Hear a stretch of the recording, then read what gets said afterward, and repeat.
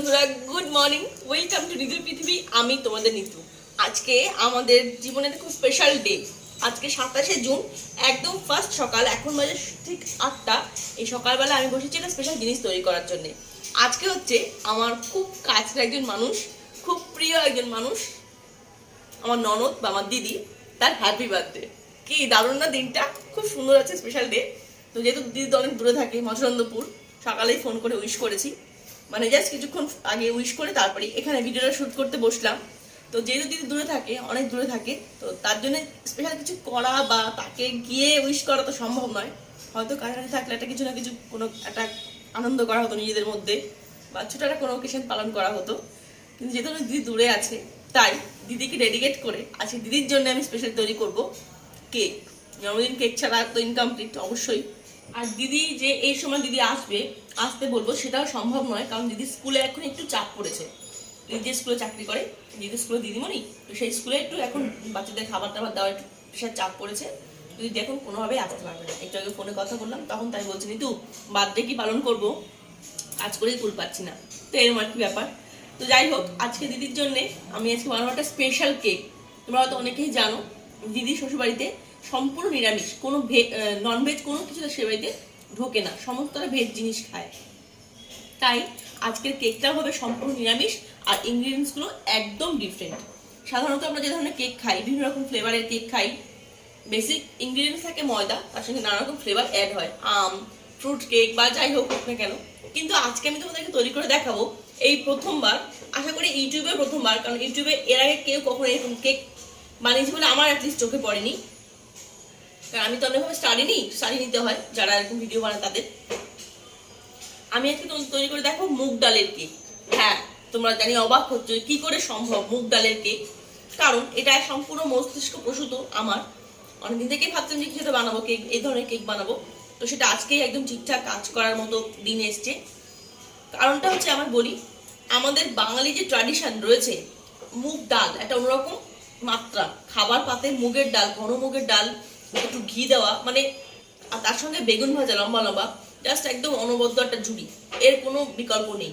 তো সেই ফ্লেভারটাকে মাথায় রেখে মুগ ডাল আর ঘিয়ের কম্বিনেশনে আমি সেই ফ্লেভারে কেক বানাতে চাই।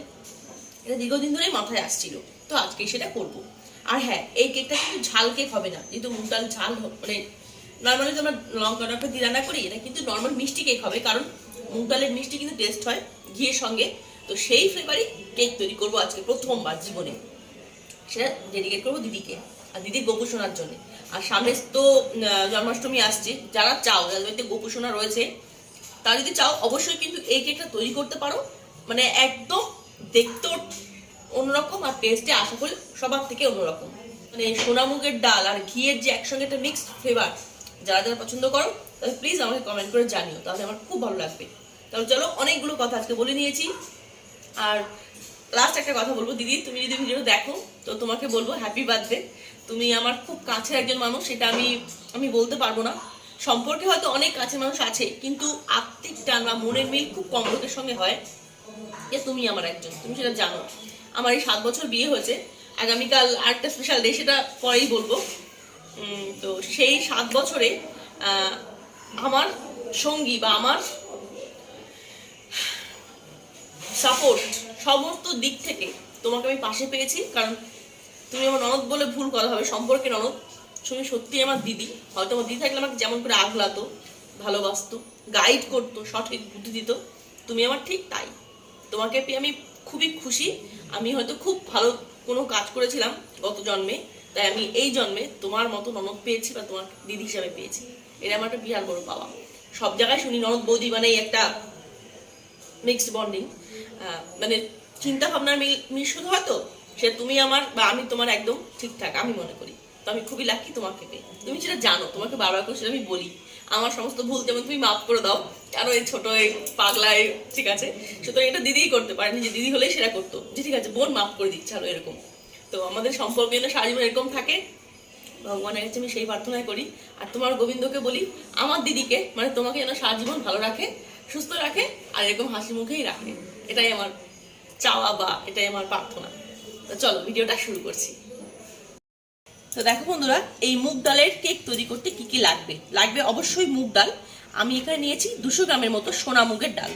দেখো, সোনা মুগ হচ্ছে খুব সূক্ষ্ম, মানে খুব ছোট ছোট মুগ ডাল হয়। এগুলো ফ্লেভার বা গন্ধটা খুব ভালো হয়, তাই আমি এই ডালটাকে বেছে নিলাম। নর্মাল মুগ ডাল নিলেও হবে। আর নিয়েছি ময়দা, 200 গ্রামের মতো ময়দা। আর নিয়েছি কাজু বাদাম কিশমিশ। আর চিনি আছে এখানে 200 গ্রাম কি 250 গ্রামের মতো হবে।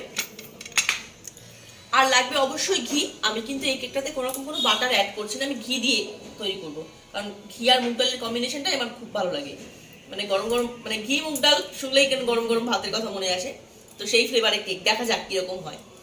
আর লাগবে একটু বেকিং পাউডার, লাগবে একটু বেকিং সোডা, ব্যাস, আর কিচ্ছু লাগবে না। তাহলে চলো, প্রথমে যেটা করতে হবে, এই মুগ ডালটাকে হালকা একটু রোস্ট করে নেব।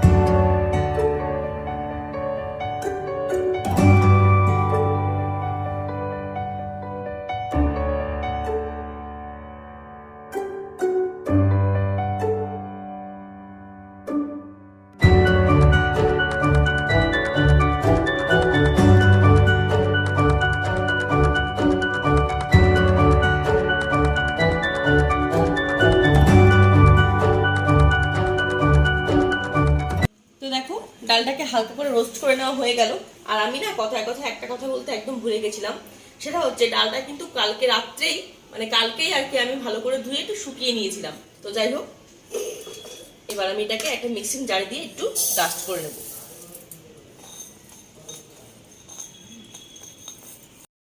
তো দেখো, খুব সহজেই কিন্তু মুগ ডালের গুঁড়ো করে নেওয়া হয়ে গেল।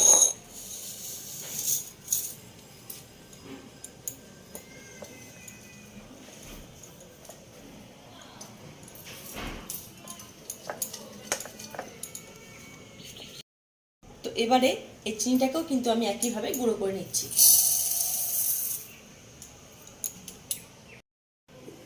তো এবারে এই মুগ ডালের গুঁড়োর মধ্যে এই চিনির গুঁড়োটা আমি অ্যাড করে দিলাম।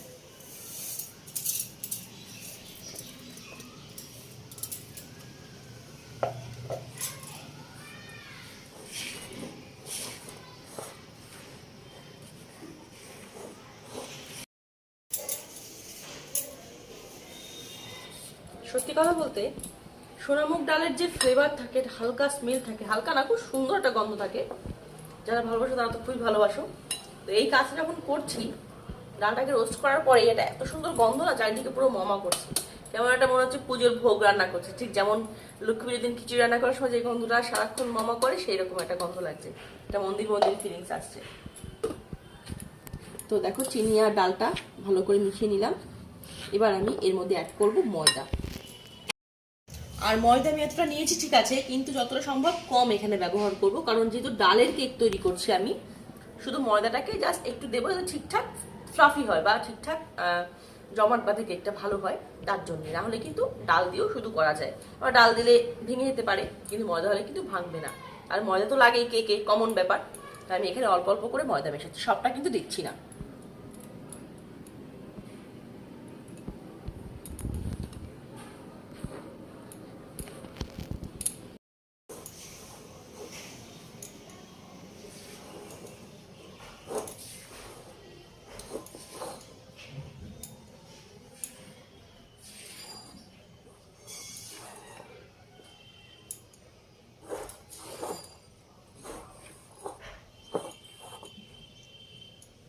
এবার আমি এই মিশ্রণটার মধ্যে এক একে অ্যাড করছি 1 চামচ বেকিং সোডা,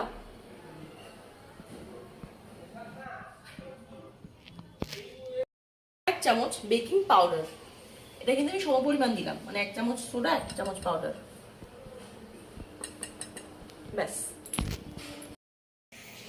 তারপরে আবার সমস্ত উপকরণগুলো একসঙ্গে ভালো করে মিশিয়ে নিলাম। এবার ফাইনালি এর মধ্যে আমি অ্যাড করব ঘি। আমি এখানে অ্যাড করছি 4 চামচের মতো ঘি।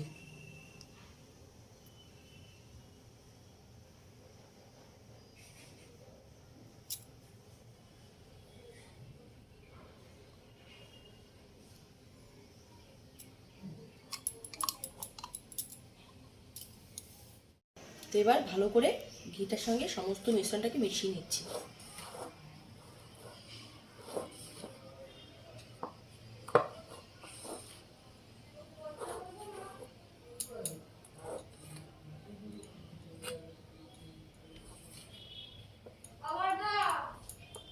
এবার আমি অ্যাড করছি অল্প অল্প জল।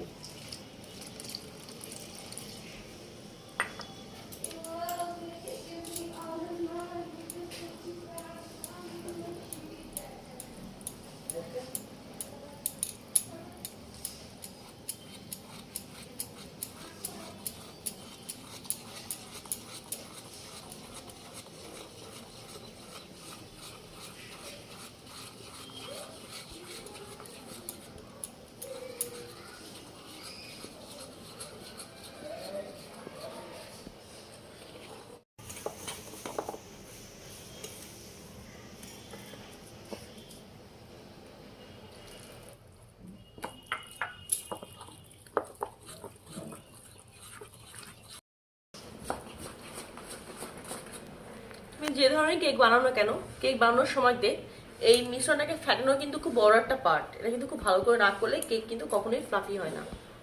তো ভালোভাবে কেকটাকে এই মিশ্রণটাকে ফেটিয়ে নিচ্ছি। আর এই প্রসঙ্গে একটা কথা তো বলতেই হয়, একদম এটা না বললে ইনকমপ্লিট হবে কেকটা তৈরি করা। এই কেক বানানো প্রথম আমি শিখেছি হাতে করি আমার ননদের থেকে, সেটা বিয়ের আগে। বিয়ের আগে দিদি বলতো যে এভাবে এভাবে করলে একটা কেক হয়ে যায়। তারপর তো বিয়ে তো অবশ্যই শিখেছি। আর প্রথম খাওয়াও এই বানানো কেক, ঘরে যে কেক বানানো যায়, এটা আমাকে একটা অবিশ্বাস্য ব্যাপার ছিল যে সত্যি না এটা হয়। তো দিদির থেকেই প্রথম খাওয়া আর দিদির থেকেই প্রথম শেখা।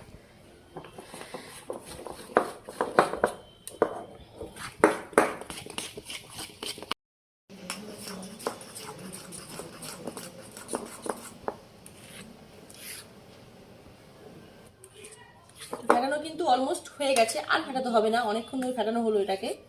এবার এটা কিছুক্ষণ পাশে আমি সরিয়ে রাখছি, 5 মিনিট মতো ঢাকা দিয়ে রাখলে ভালো হবে কেকটা আরো। ওদিকে মিশ্রণটা আমি ঢাকা দিয়ে রেখে দিয়েছি 5 মিনিটের জন্য। সেই ফাঁকে করছি আমরা আরেকটা কাজ। যে পাত্রে আমি কেকটা বসাবো সেই পাত্রটাকে এবার রেডি করতে হবে। আমি দিয়ে দিচ্ছি একটুখানি অয়েল, রিফাইন্ড অয়েল বা সাদা তেল। তোমরা এর পরিবর্তে একটু বাটার দিতে পারো বা ঘি দিতে পারো, কোনো অসুবিধা নেই। একটু ব্রাশ দিয়ে ভালো করে বুলিয়ে নিলাম।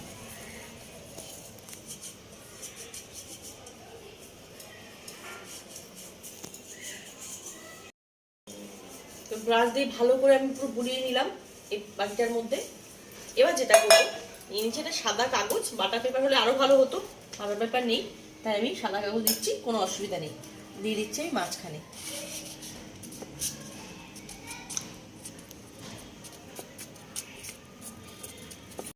তো 5 মিনিট হয়ে গেছে। এবার আমি এই মিশ্রণটাকে দিয়ে দিচ্ছি এই বাটিটার মধ্যে।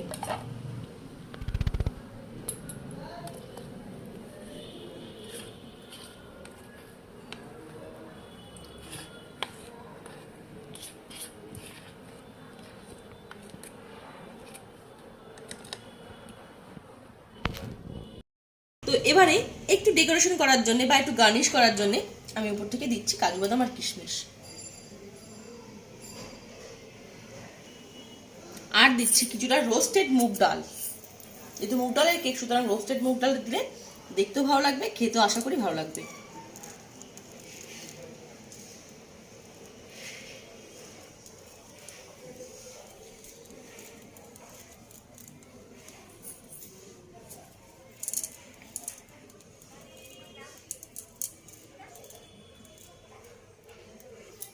ব্যাস, তো কেকের প্রাথমিক যে প্রস্তুতি বা প্রাথমিক যে প্রসেস সেটা কমপ্লিট। এবার যে মেন ব্যাপার সেটা হচ্ছে বেক করা।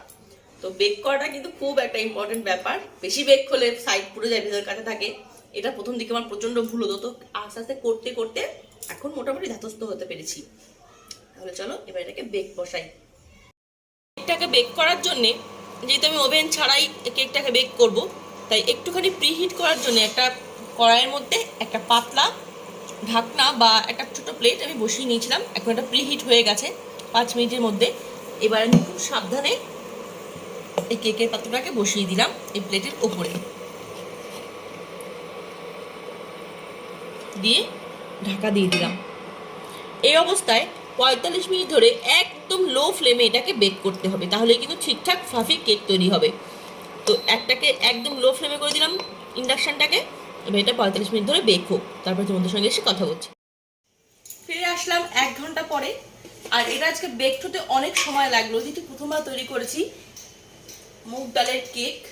খুব সুন্দর প্রথমে ফ্লাফি হয়েছিল, তারপরে জানি না কি কারণে একটু বসে গেল, কিন্তু সাইডটা যে ফ্লাফি হয়েছে সেটা বোঝা যাচ্ছে, কিন্তু মাঝখানে একটু বসে গেল দেখে একটু মনটা খারাপ হয়ে গেল। এত শখ করে স্পেশাল ডিশ তৈরি করলাম একটা, তো দেখা যাক এর ভেতরটা কিরম হয়েছে। বা মানে আমি অলরেডি ছুরি দিয়ে দেখেছি যে মাঝখানটা কাঁচা আছে কিনা, না কোনো কাঁচা নেই, কিন্তু ফ্লাফি যতটা হওয়া দরকার ছিল ততটা হয়নি। তো আমার হাজবেন্ড আমাকে বললো, যেহেতু মুগ মানে বেশ যেহেতু মুগ ডালটা বেশি দিয়েছি আমরা, তাই ডাল তো আর কখনোই ময়দার মতো ফুলে উঠবে না, যতটা ফ্লাফি হওয়া হয়ে আবার বসেই যায় ডালটা।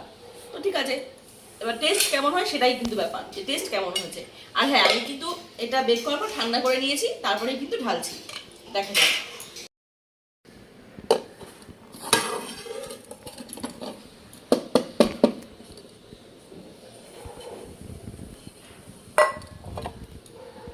দেখো দেখতে তো বেশ ভালোই লাগছে, এবার দেখি খেতে কেমন হয়েছে।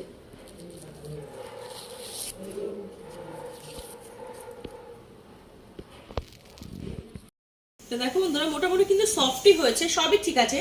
শুধু আমার একটাই আফসোস যে কেন মাঝখানটা বসে গেল। জানো তো, প্রথম দিকে বেশ একটু ফোলা ফোলা মনে হচ্ছিল, যেই ঠান্ডা হতে নামালাম আস্তে আস্তে ধীরে ধীরে কিন্তু কেকটা বসে গেল। তো এবার কেটে দেখি কেমন হয়েছে। আর যার বার্থডে তার নাম করে হ্যাপি বার্থডে টু দিদি বলে কাটছি।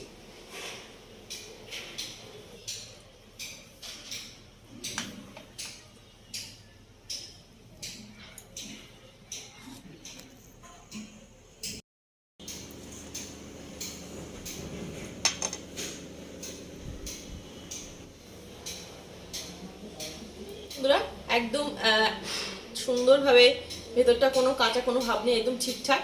দিদি থাকলে দিদিকে খাইয়ে দিতাম। তবে একটা কথা বলতেই হচ্ছে, মুগের ডাল আর ঘিয়ের যে গন্ধটা বেরিয়েছে না, জাস্ট জিভে জল আসছে। তো দিদি তোমাকে তো পাচ্ছি না, তোমাকে যে খাইয়ে দেবো, তবে তোমার নামেই তৈরি করলাম, তাই তোমাকে ডেডিকেট করলাম। আমি একটু খেয়ে দেখি কেমন হচ্ছে। কি ফাঁকি বাজনা, যার নামে তৈরি করো তাকে না পেয়ে নিজেই খেয়ে নিচ্ছে। চলো খেয়ে দেখি।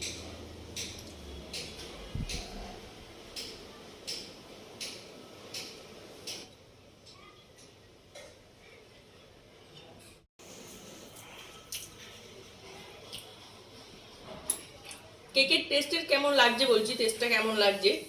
যারা যারা মায়াপুর ইস্কনে গেছো, ইস্কনের এক ধরনের কেক দেয়, স্পেশাল কেক, ঠিক সেই গন্ধ লাগছে বা সেই রকম টেস্ট লাগছে, একদম হুবহু। মানে সত্যি টেস্টটা জাস্ট একদম অন্যরকম নর্মাল কেকের থেকে। মনে হচ্ছে কোনটা মিষ্টি মানে ডেজার্ট খাচ্ছি আর কি, সেই রকম।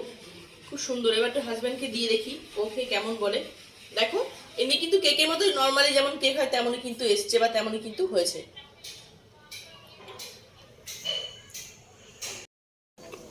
তো বন্ধুরা, আমার হাজবেন্ডকেও দিলাম, ও খেয়ে কি বলছে তোমার সেটা শোনো, বলো তোমার কেমন লাগলো।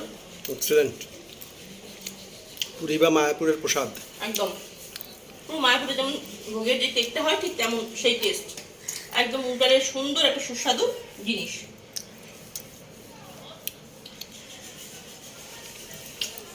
লুকিংটা হয়তো আরো ভালো হতে পারতো, মাঝখানটা বসে গিয়ে আমাকে বসিয়ে দিল,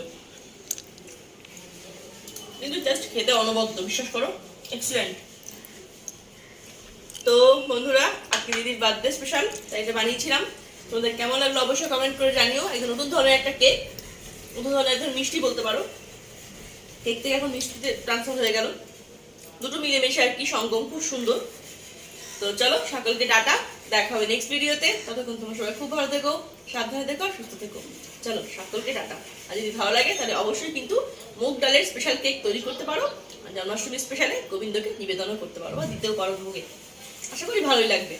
চলো টাটা, দেখা হচ্ছে খুব শিগগিরই।